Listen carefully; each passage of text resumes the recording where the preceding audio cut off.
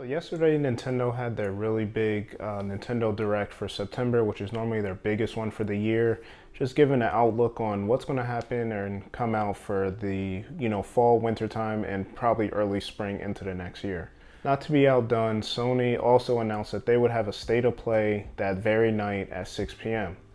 So in that state of play, it was around 20 minutes or so, and we got to look at a few games we already knew about, just some more gameplay, and then some solid release dates for those games, and then of course ending the state of play off with God of War Ragnarok, which is going to be probably the biggest game for the rest of the year. Actually, it's not even a probably. That's going to be the biggest game for the rest of the year. And we got some new footage and some more backstory into what's going on with the plot and everything like that. So, if you're new to the channel, please hit that subscribe button. Hit the like button below if you like this content, and let's get right into the state of play announcements. So starting off pretty strong, just like Nintendo, Sony came out with a new gameplay trailer for Tekken 8. And of course the game had, the two main characters from the Tekken franchise, Jin and Kazuya, duking it out. There was no, life bars or anything like that, but we could see like throughout the fight, you may charge up a meter, be able to do some special attacks, things like that. And the video looked great.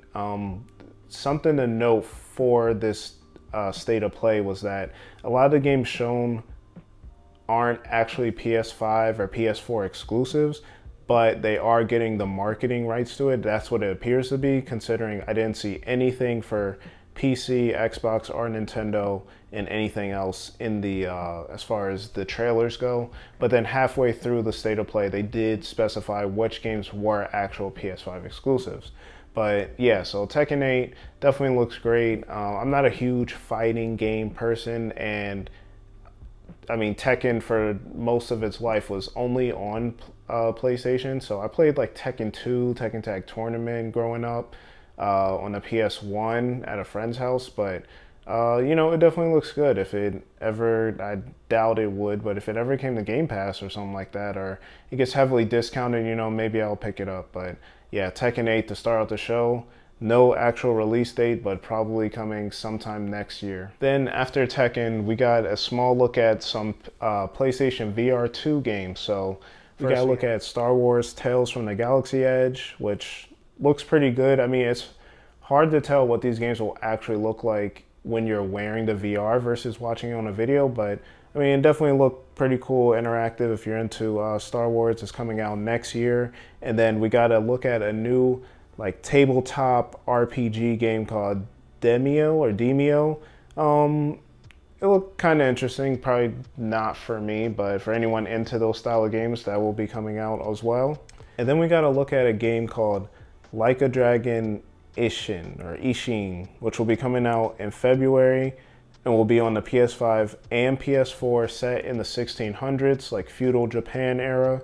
And it was actually funny. Someone left a comment saying, oh, for every JRPG on the Nintendo Switch, there's a like open world feudal Japan era game on on the PlayStation. I thought that was pretty funny, because that does seem to be something that is attractive to a lot of people on the PlayStation. We had Ghost of Tsushima, and now this game, and then another game later that we're going to talk about. But it definitely looks good. I mean, I don't know if it's open world. It seems kind of linear, but it's not a straight path like pick a stage and play it. But the combat looks definitely good. There's sword play as well as gunplay. So Like a Dragon Ishin coming out in February. And after that, we got a short look at another trailer for Hogwarts Legacy.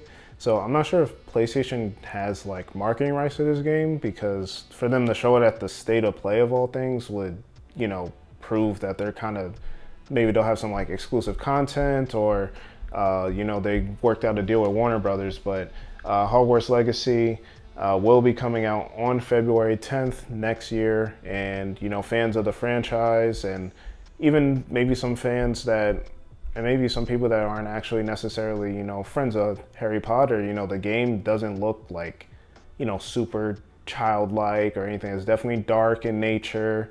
There's been videos of people doing the curses and forbidden spells and things like that. So I mean, Hogwarts Legacy definitely looks interesting, so we'll see next year, February 10th. Then we got a short video for a game that is, it's called Pacific Drive. So it looks like it may be an indie title. They did state that it is the studio's first game, and there wasn't much to go off of. It does look like the world is kind of in peril. Maybe it's like post-apocalyptic, or like the world is literally dying at the time. The environments were, you know, ever changing. There's fire everywhere. The ground was lifting up, but we never got to actually see, like, are you a character? Are you a ghost or something? Because we see you kind of get in from the first person perspective into a car and start driving, but we never see an actual person. So it's not very clear on what is the actual, you know, protagonist in this game, but it looks kind of interesting. Like I said, it looks like a smaller, you know, single A, maybe double A title, but we'll see. A lot of these indie studios have definitely been finding success over the last few years, and this game can be poised for that. No actual release date, but most likely coming out sometime next year. Then we got a short look at the, you know, Sony's NFT program. Their PlayStation Stars program, as they're calling it. It was only maybe like a minute or so that they were showing it off, but it's basically like a free program for people to, you know, collect different online collectibles. You know, they showed there was like the PS3 like virtual item, and that's kind of why I made like the NFT joke, because a lot of this stuff is kind of going into that. This program, I don't know, it seems kind of weak, to be honest, but hey, if it makes Sony more money, more power to them. Then we got to look at a game that actually seemed pretty interesting to me. It's called Sin Duality, and it's basically like a battle mech type of game, a lot of gunplay, but you also have like this AI companion with you that it's not exactly, you know, told in the short trailer what the AI will actually do or what you're fighting for, but the style of the game, the, you know, combat, the actual movements and everything like that looks super smooth. It definitely looked fun. So Sin Duality, looking forward to it next year, 2023.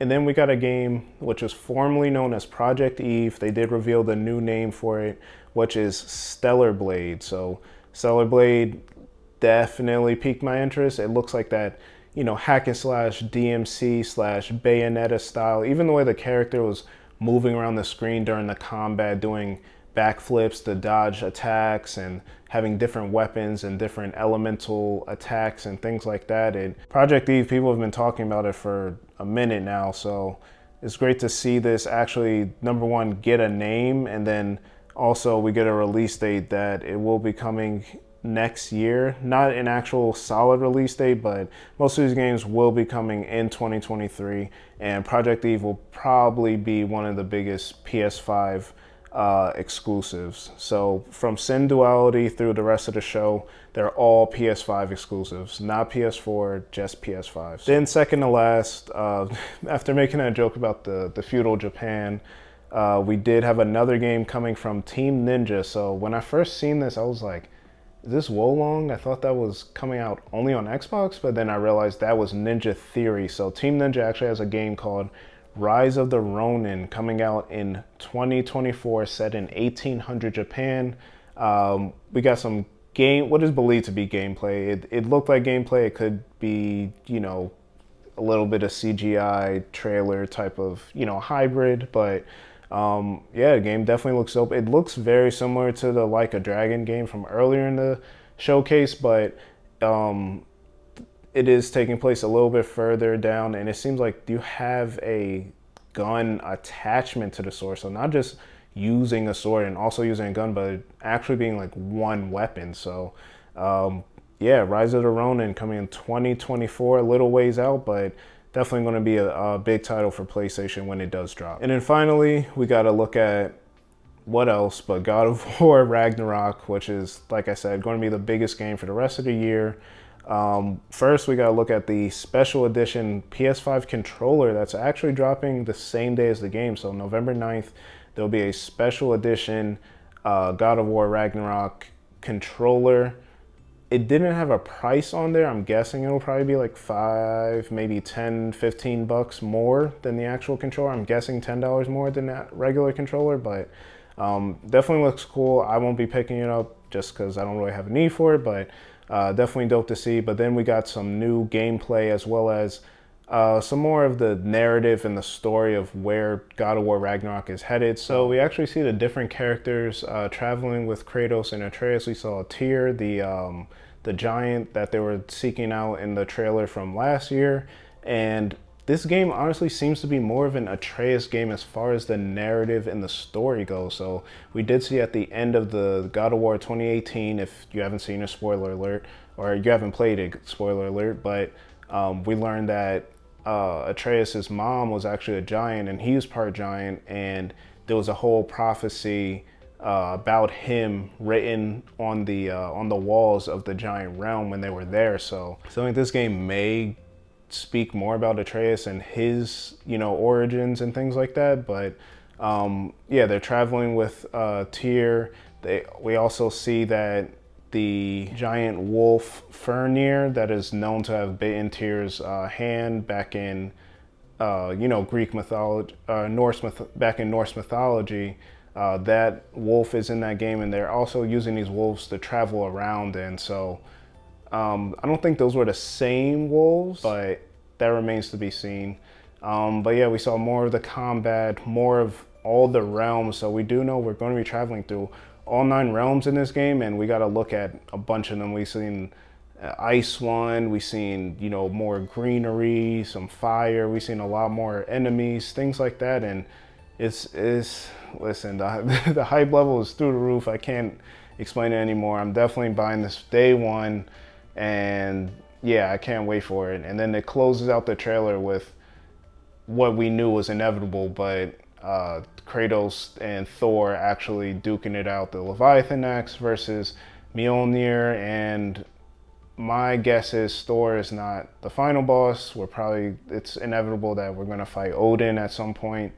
But Thor will probably be that, pseudo final boss or penultimate boss. But yeah, man, hype level is definitely through the roof. We got 2 months still till this game comes out, but I'm definitely excited for it. But I appreciate you guys for watching. If you liked the video, definitely leave a like, subscribe if you're someone new, and let me know in the comments, what was your favorite announcement? What game are you most hyped for?